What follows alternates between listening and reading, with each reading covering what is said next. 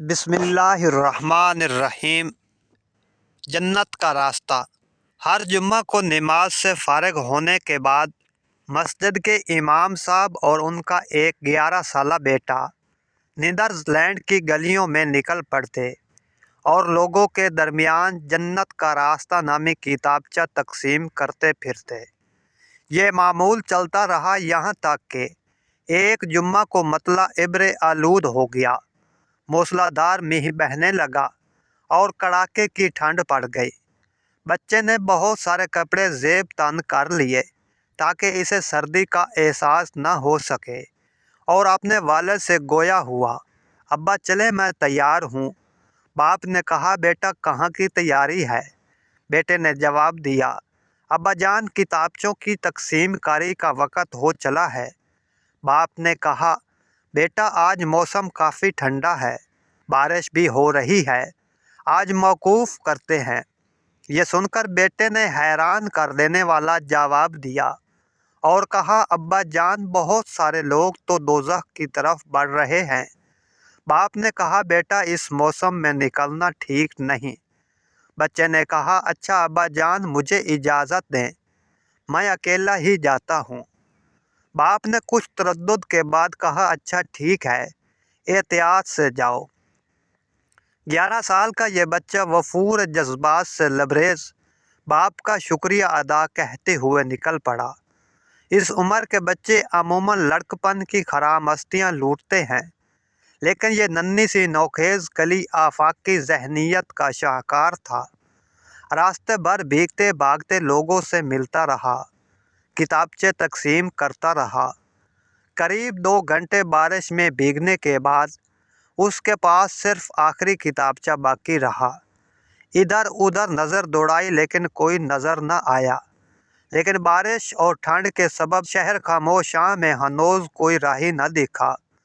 قریب کے ایک چھوٹے سے گھر کی طرف بڑھا، سوچا کوئی ہوگا تو آخری کتابچہ اسے دوں۔ پاس پہنچا، دروازہ کھٹکھٹایا لیکن کوئی آواز نہ آئی۔ وہ برابر دروازہ کھٹکھٹاتا رہا، جانے اس کے دل میں کیا آیا کہ وہ وہاں سے جانے کا نام نہیں لے رہا تھا، اور اب کی بار دروازہ قوت کے ساتھ کھٹکھٹایا۔ کچھ لمحے بیت جانے کے بعد ایک عمر رسیدہ خاتون دروازے پہ آئی، جس کے چہرے پر حزن افسردگی کے آثار نمایاں تھے۔ بولی، بیٹے کیا کام ہے؟ ننھا سا بچہ مسکراتے لبوں اور روشن نگاہوں کے ڈور جھکا کر بولا، محترمہ زحمت دینے کے لیے معذرت خواہ ہوں۔ دراصل آپ کو یہ بتانے آیا ہوں کہ اللہ تعالیٰ آپ سے بے حد پیار کرتا ہے اور اس نے مجھے آپ کے پاس بھیجا ہے۔ یہ آخری کتابچہ آپ کو ہدیہ کرنے آیا ہوں۔ یہ کتابچہ آپ کو اللہ تعالیٰ کے بارے کچھ پیغامات دے گا اور خلق مخلوق کی حقانیت واضح کر دے گا۔ خاتون نے کتابچہ لیا اور شکریہ کہتے ہوئے واپس اندر گئی۔ بچہ بھی گھر لوٹا۔ اگلے ہفتے جمعہ کا خطبہ ختم ہونے کے بعد وہ بزرگ خاتون کھڑی ہوئی اور پورے مجمع سے مخاطب ہو کر کہا، میرا یہاں کوئی جاننے والا نہیں ہے اور نہ اس سے پہلے یہاں آنے کا کبھی اتفاق ہوا ہے۔ گزشتہ جمعہ کو میں مسلمان نہیں تھی اور نہ ہی میں نے کبھی مسلمان ہونے کا خیال دل میں لایا تھا۔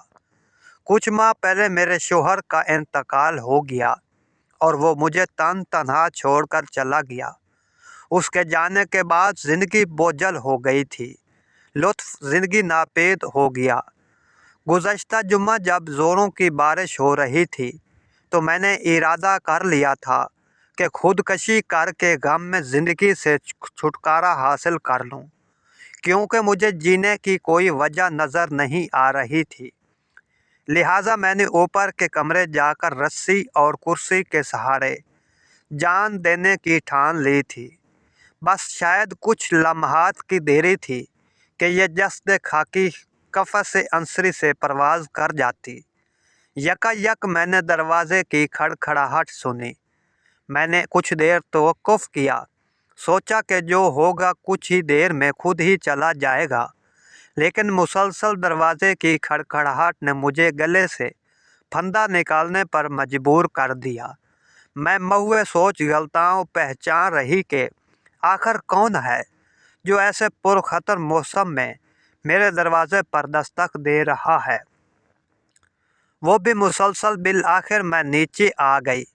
दरवाज़ा खोला तो एक नन्ही सी जान का भीगता हुआ वजूद मेरी निगाहों के सामने ज़ेरे लब मुस्कुरा रहा था।